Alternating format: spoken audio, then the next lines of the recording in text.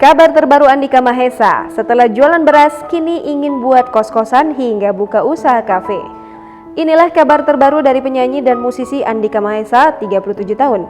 Andika Mahesa saat ini jarang nongol di televisi. Rupanya, pria yang akrab disapa Babang Tampan itu tinggal di kampung halamannya di Lampung selama pandemi COVID-19. Ia banyak beraktivitas di kampung halamannya itu, termasuk fokus mengelola bisnisnya. Seperti yang diketahui, Andika menjajal peruntungan di dunia bisnis. Ia berjualan bahan pangan beras. Bisnisnya masih berjalan hingga saat ini. Bahkan Andika ingin menambah usaha baru. Selain sibuk berbisnis, Andika Mahesa juga menjaga kebugaran lewat cara berolahraga. Menurut pria yang dijuluki Babang Tampan, olahraga dan istirahat cukup sangat bagus untuk menjaga imun dan antibodinya selama pandemi COVID-19. Dia berusaha menyediakan waktu berolahraga meski sibuk mengurusi bisnis dan tampil menyanyi di panggung. Pekerjaannya sekarang ini tetap mengontrol usaha begadang, sembako dan membangun usaha barunya.